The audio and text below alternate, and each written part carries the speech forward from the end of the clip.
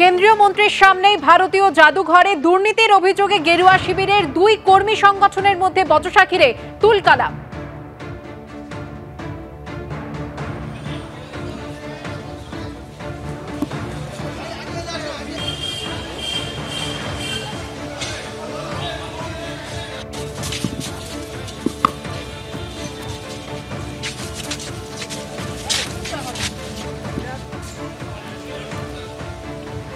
BJP ঘনিষ্ঠ কর্মী ইউনিয়নের যেমনটা দাবি 2018 ক্যাগ রিপোর্ট অনুযায়ী নিয়োগ বরাদ্দ নিয়ে একাধিক দুর্নীতির অভিযোগ রয়েছে ভারতীয় জাদুঘরে।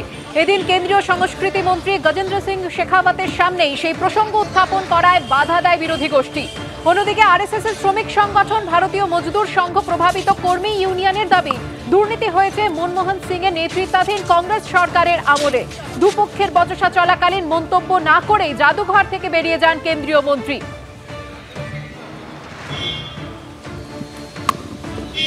ভারতীয় জাদুঘর থেকে বেরিয়ে যাচ্ছেন কেন্দ্রীয় মন্ত্রী, সেই ছবি আপনারা দেখতে পাচ্ছেন।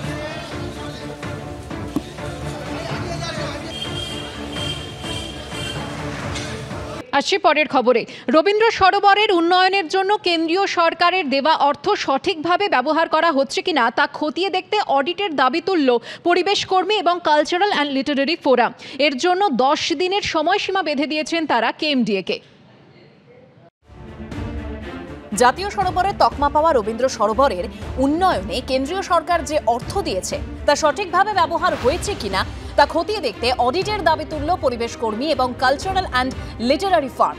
কংক্রিটের জঙ্গলে পরিণত হওয়া কলকাতায় রবীন্দ্র সরোবর যেন এক টুকরো ওয়েসিস। রবীন্দ্র সরোবরে প্রাতঃভ্রমণকারীদের সংগঠন লেক লাভার্স ফোরামের অভিযোগ, রবীন্দ্র সরোবরের 8 নম্বর গেটের কাছে প্রায় 5 বিঘা জমি কলকাতা মেট্রোপলিটন ডেভেলপমেন্ট অথরিটির বা কেএমডি এর তরফে একটি প্রাইভেট ক্লাবকে ক্রিকেট প্র্যাকটিসের জন্য দিয়ে দেওয়া হয়েছে, যা সম্পূর্ণ বেআইনি। আমাদের আন্দোলন চলছে, আমাদের আন্দোলন চলবে যতক্ষণ না আমরা আমাদের অধিকার ফিরে পাবো, ততক্ষণ পর্যন্ত আমাদের আন্দোলন চলবে। এগুলো হচ্ছে কাজ নেই তো খইভাজ। ওখানে ওই লাইনটার মধ্যে 3টে কোচিং ক্যাম্প চলে, পিচ করে। তো পিচের সাথে প্রকৃতির কি সম্পর্ক? সেলিব্রিটি ক্রিকেট এবার তো আমরা চ্যাম্পিয়ন হয়েছি, বেঙ্গল চ্যাম্পিয়ন হয়েছে, মানে আমাদের টলিউড। তো তারা যদি একটু 1 মাস 2 মাস প্র্যাকটিস করে, ক্ষতিটা কি আছে? এই অবস্থায় এবার অডিটের দাবি তুলল পরিবেশ কর্মী এবং কালচারাল অ্যান্ড লিটারারি ফার্ম। 10 দিন, আমরা 10 দিনের মধ্যে ইন্টারনাল অডিটের অর্ডার দেখ।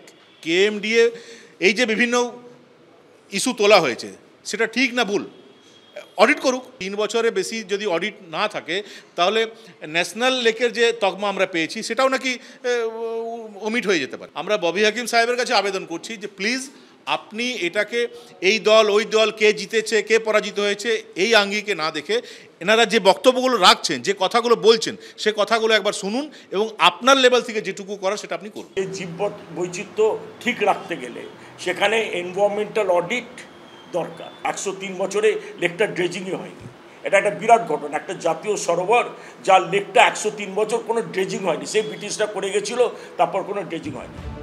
রবীন্দ্র সরোবর নিয়ে কলকাতা হাইকোর্টে মামলা করে সবুজ মঞ্চ নামে একটি সংস্থা। সেই মামলায় বৃহস্পতিবার বিস্ময় প্রকাশ করে রাজ্য সরকারকে হলফনামা দিতে নির্দেশ দেয় কলকাতা হাইকোর্ট। 25শে জুলাই পর্যন্ত এই এলাকায় স্থিতাবস্থা বজায় রাখার নির্দেশও দেয় আদালত। রুমা পালের রিপোর্ট, এবিপি আনন্দ, কলকাতা।